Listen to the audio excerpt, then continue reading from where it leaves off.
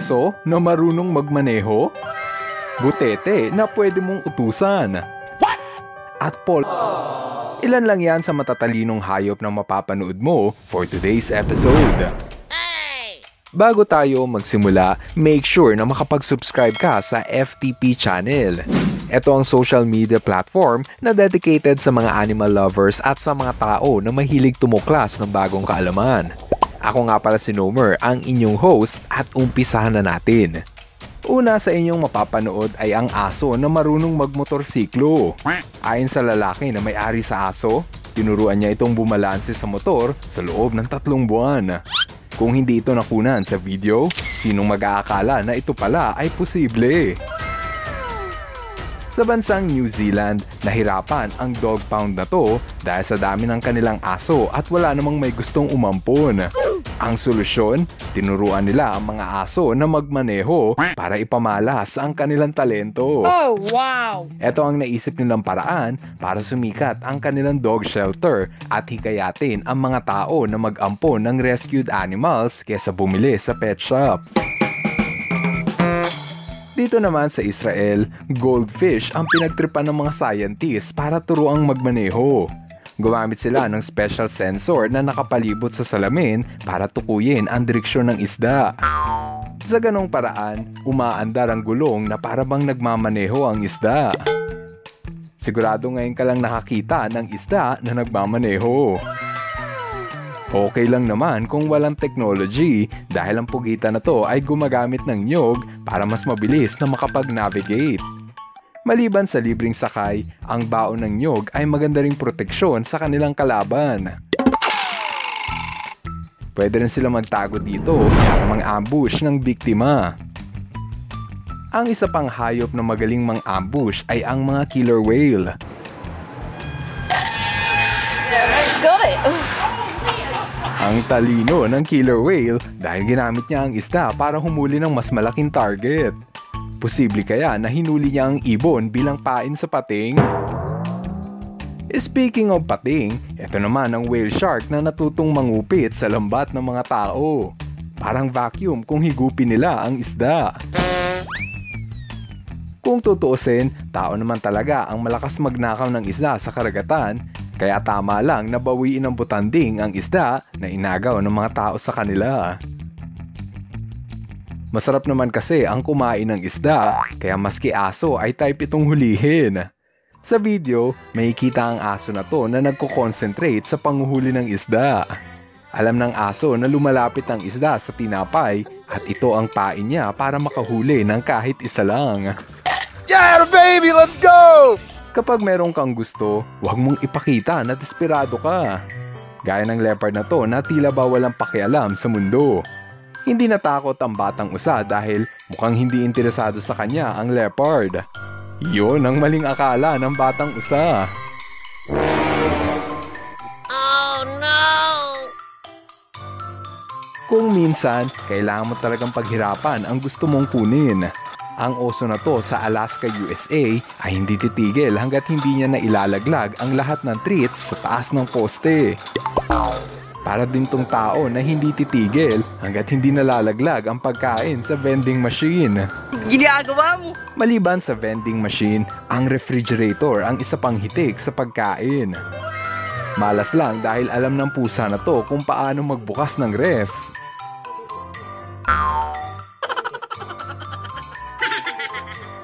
Yun nga lang, frozen at naninigas pa ang isda. Ayon sa pusa, microwave naman daw ang kanyang bubuksan para i-defrost ang isda. Kung si Muning ay marunong magnakaw sa ref, ang aso naman na to ay nauutusang kumuha ng beer. Isang salita lang ng kanyang amo, alam na agad ng aso na to ang beer na pinapakuha sa kanya. Galit ata si Doggy at padabog na sinara ang ref. Hindi naiiba ang aso sa next video. Isang kumpas lang ng kanyang amo, kukuha na agad ito ng beer.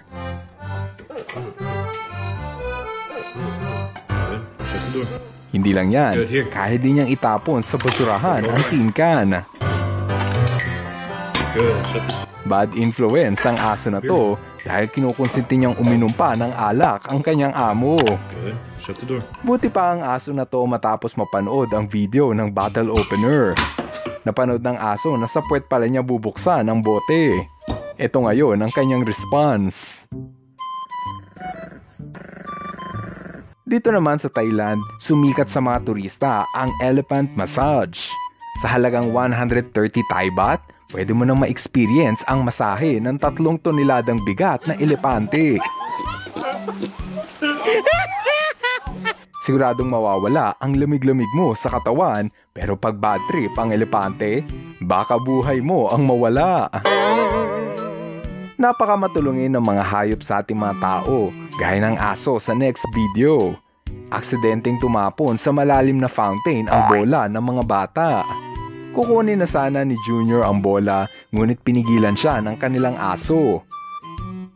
Pinatabi niya ito sa gilid palayo sa malalim na tubig at sa halip, si Doggy na mismo ang kumuha ng panungkit ng bola. Ang galing, di ba?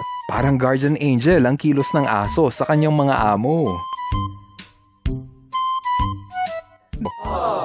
Maski sa mga wild animals, likas sa kanila ang pagiging matulungin. Ito ang Mommy Raccoon na tinutulungan ang kanyang anak makatawid sa mataas na bakod. Ngayon, sino may sabi na hindi marunong magmahal ang mga hayop? Maliban sa magmahal, alam mo ba na ang mga hayop ay nakakaintindi ng alphabets at numbers?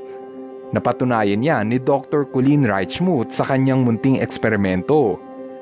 Kung letra ang nasa gitna, dapat ay letra din ang pipiliin ng sea lion na lilitaw sa 2 bintana. Kung numero naman ang nasa gitna, dapat ay numero din ang pipiliin niya na lalabas sa bintana. 90% ng result ay palaging tama ang sagot ng sea lion. Patunay ito na naiintindihan nila ang pagkakaiba ng letra sa numero.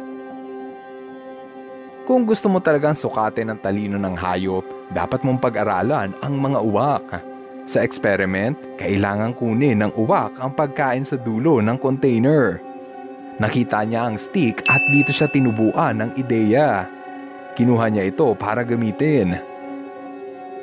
Ang problema, masyadong maikli ang stick.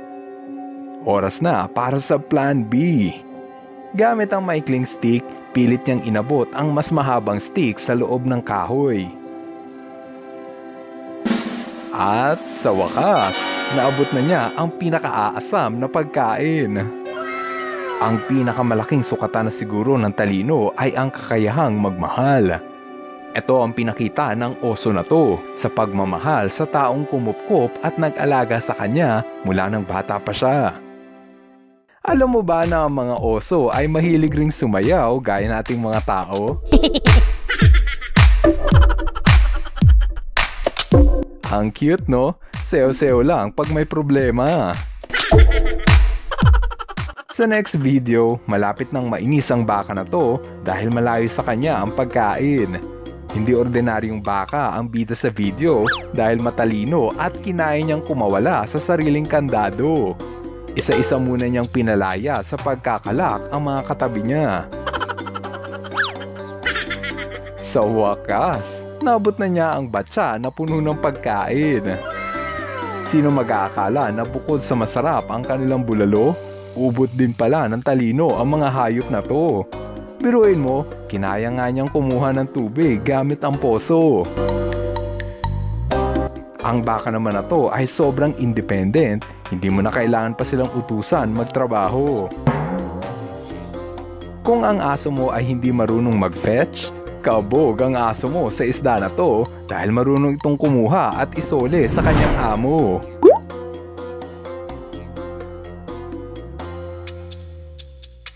Kung ina-underestimate mo pa rin ang mga isda, panuurin mo na lang ang puffer fish. Pinapakita ng trainer sa isda ang hugis at kulay ng item na kailangang hanapin ng isda. Lalangoy ang isda malapit sa mga turista at lalapitan niya ang taong may hawak ng eksaktong imahe na pinakita sa kanya ng trainer. Hindi ito tsamba dahil palaging tama ang imahe na nilalapitan ng isda. Kung puting bola ang pinakita sa kanya, maaalala niya ito at yun ang lalapitan. Kung pareho kayong matalino, hindi aabot sa pisikalan ang inyong away. Gaya ng mga aso na to nagigil sa kanilang kaaway. Ang hindi nila alam, unti-unti nang bumubukas ang gate. Bago pa man din sila magpang-abot, mukhang naduwag ata ang mga aso. Kung natawa ka sa away ng mga aso na to, siguradong mas matatawa ka sa trip ng dalawang aso na to. Siyempre, hindi lang puro talino ang mga aso at kailangan ng konting diskarte. Makikita ang aso na to na naiwanang nakalak sa labas ng bahay. Pero, don't worry, may lahing pusa naman ang aso na to at mukhang miyembro ng Akyat Bahay Gang. Sadyang mortal enemy talaga ng mga aso ang cage, kaya nang makita ng poodle na to ang kanyang kaibigan na nakakulong, humanap agad siya ng paraan para makatakas. Kaso baliktad, siya pala ang gustong pumasok. Last sa ating video ay ang pusa na pilit tumatakas sa kulungan. Mukhang narinig niya ata na kakapunin siya mamayang gabi, kaya niya pinilit makatakas. Sobrang nakaka-good vibes sa mga ganitong kwento. Para makaabot sa akin ng good vibes, huwag kalimutang i-like ang video at mag-subscribe sa FTP channel for more animal content. At ngayon, andito na tayo sa ating shoutout portion. Hello kay Angelo Nakawili, Mark Narciso, Mark Padilla, Joji Benosa, Gushion Place, Nevan, Nelson Marquez, at Facts Known. Maraming salamat sa inyong panunood. Now see you guys on my next video. FTP viewers, thank you so much sa panunood mo na aking video. Kung nagustuhan mo ang video na ito, subscribe na sa FTP channel. Don't forget to hit the bell button para updated ka sa mga bagong videos. Paalam!